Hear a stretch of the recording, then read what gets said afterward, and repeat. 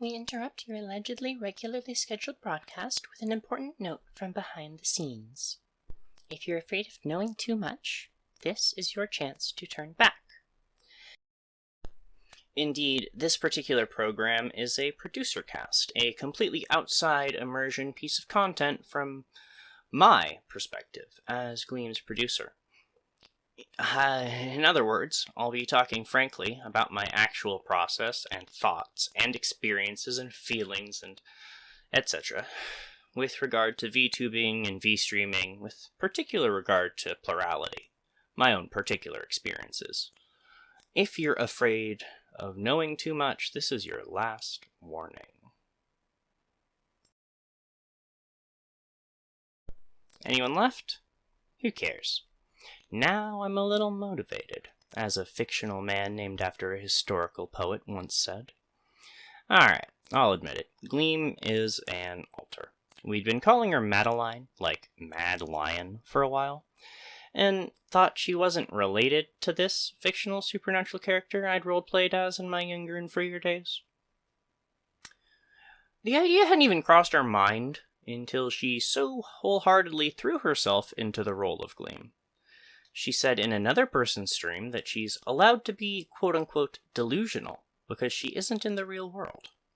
And she, I'm paraphrasing, gets to exist because I need somewhere to go when I dream, and that's why she made the city. So that was a lot to unpack when I found out after. She didn't use the word delusional in a negative sense, so much so as to express that her beliefs are unconstrained by what we as a whole know to be true. She doesn't do things in the physical world. She hardly does anything but dream and scheme. I remember when I was first exposed to anime, thankfully for us before we had access to the internet, I firmly believed I was a reincarnation of my favorite character, whichever one it was at the time. And that impulse didn't die as it was shamed into submission. It just found a safe place to live and became compartmentalized. I think I finally realized what our yearning has been for. To be something else. Something other and more. I think some people get this craving satisfied by religion, by feeling like they're part of a greater whole.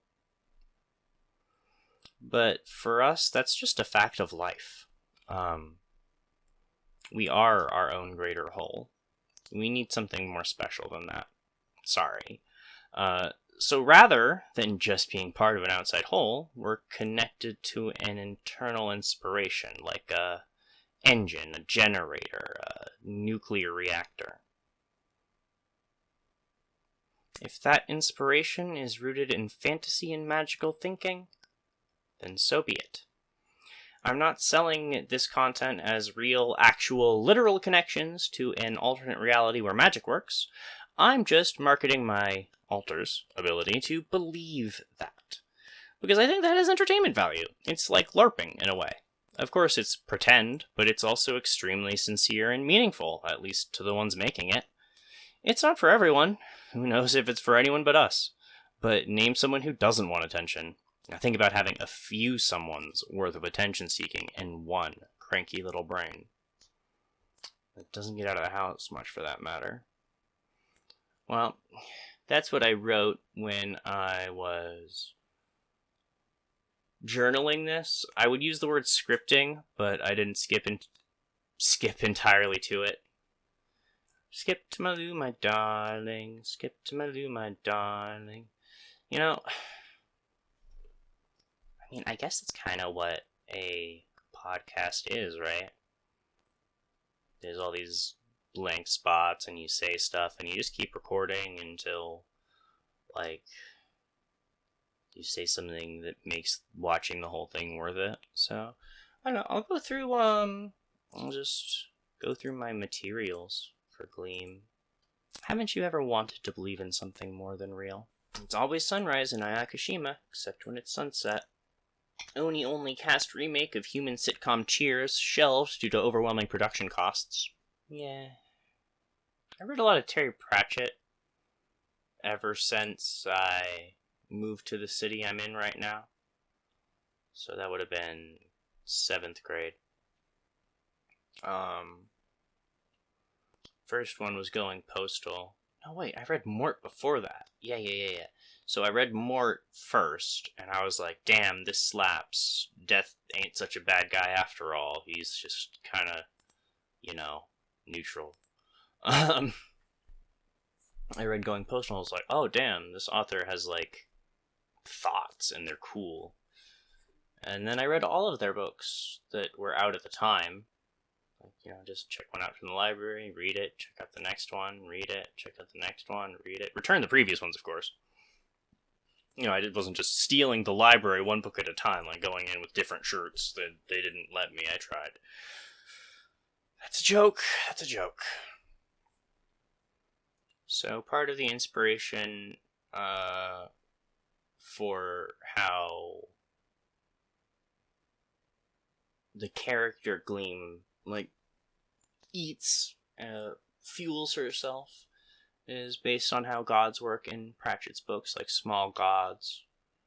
But also on, Shintoism, like Amasogis and Tsukumogami, Tatarigami, Origami, all those. I'm not just saying words before Gami. Those are all actual ones. You can go look them up. Oh, yeah, the concept of hierarchical realities. I wrote literally just the words of that. So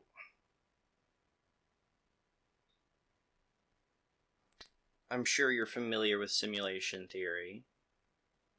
And if you're not, pause, and then go become familiar with simulation theory, and come back when you are familiar with simulation theory.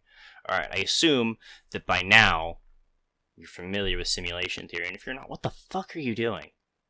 Alright. So, I think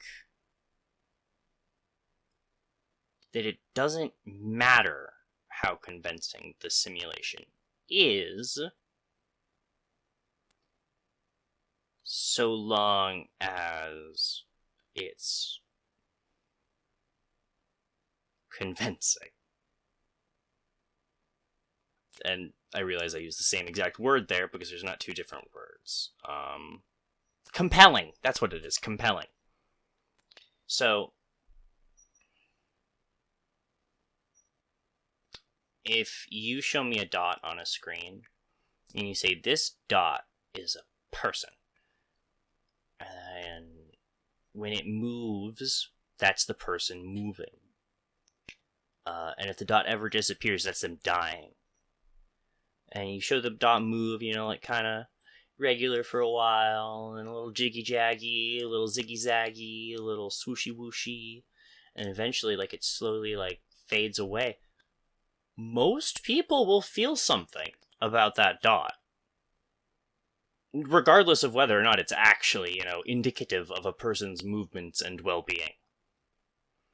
Because you tell them that it is, and they associate that with it, and if they believe that, that's right. It doesn't have to be convincing, it has to be believable. That's what it is. So,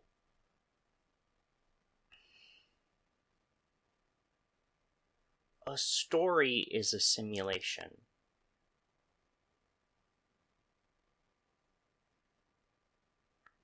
Everything. Just because it's not... It's a simulacra. It's literally a replica. It's not perfect. It's not atom for atom. It's not even frickin', pixel for pixel. But that's not the point. It's a representation. It's not a pipe. For fuck's sake.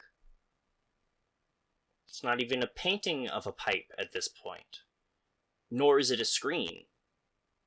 It's a billion things, none of which are a pipe, but you look at it and you go, oh, hey, a pipe. Right? I can even say it's not a pipe, and you think, oh, right, the pipe. Je ne sais... I don't remember. I'm tired. It's earlier than I'm usually tired, but I'm tireder than I usually am.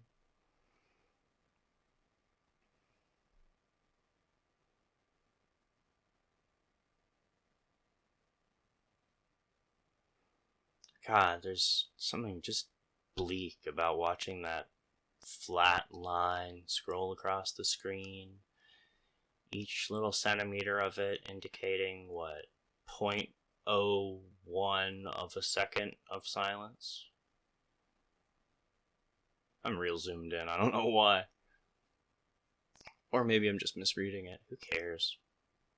Yeah, no, those gotta be seconds. There's no way I'm saying 1 word a minute. I am not on that kind of drugs. If I listen back to this and it turns out that I'm already 17 minutes into this recording, I'm going to be real confused. Because that means that I would be talking at... Let's see if I can actually get 1 word. Oh, God. See, I'm imagining it. That's a simulation, too. Bam. A simulation is anything that simulates it. Like the Turing test, for instance. If you can't tell it's not a person, what difference does it make to you? Right. So, which I would extend to, if you believe it's a person, it won't make a difference to you. It will still have the same effect as if. And that applies consciously and subconsciously. You ever think about how a fuse box exists to keep your shit from exploding? How a circuit breaker keeps the circuit from breaking? Well, not breaking, but you know. Breaking worse.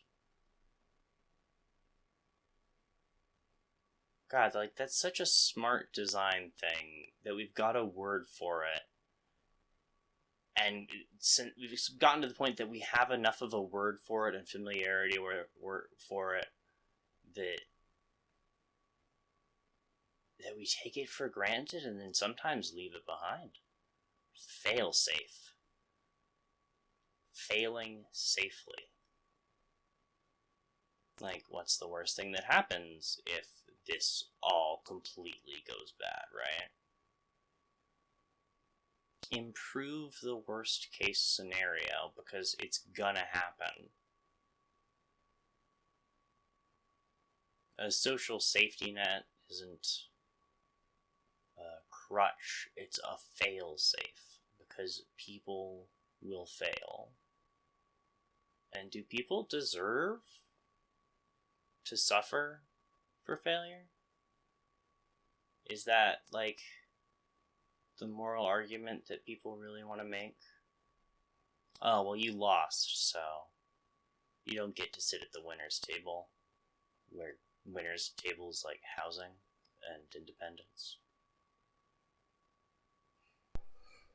So, you know, no wonder I've disappeared myself from reality as much as possible. Like, I want at least a more interesting worst case scenario. I don't know. Maybe interesting is the wrong word to use. Maybe I'm just being selfish. Maybe I'm just being immature. I don't know what I did wrong. No one tells me. Like, try harder. How? How do you just do that? What is trying hard? Like, that's like some made-up shit from a shonen anime, right? Oh, you know, just want it more. Crazy. And I do try really hard. It's not that I don't try, it's that trying is hard. Wanting is hard. Wanting to try, trying to want. Wanting to try to want to try. It just spirals and spirals and spirals. What am I supposed to do with who I am? People understand. sure. The same people, I'm told, aren't real people. Not by everyone, just by my mother. No, the not real people agree with me that the real people that are called not real people are real people. More real than the not real people. And those not real people are also real in a less tangible sense. It's funny, I haven't really learned self-love, but I've learned other self-love. If I let myself look at who I am from who one of me is from the perspective of another, I can appreciate the qualities and,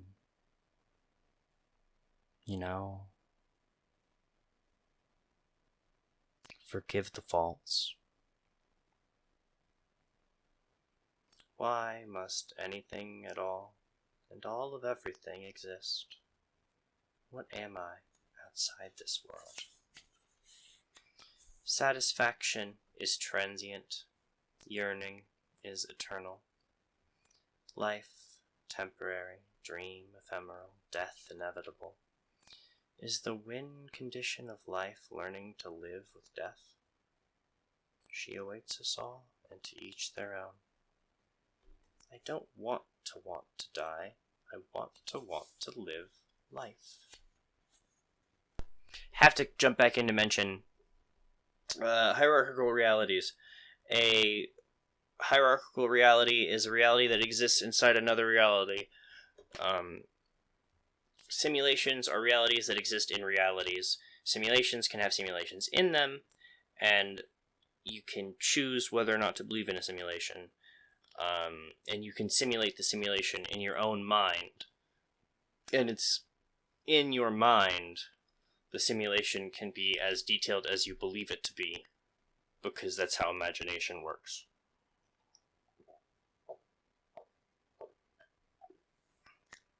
That's all.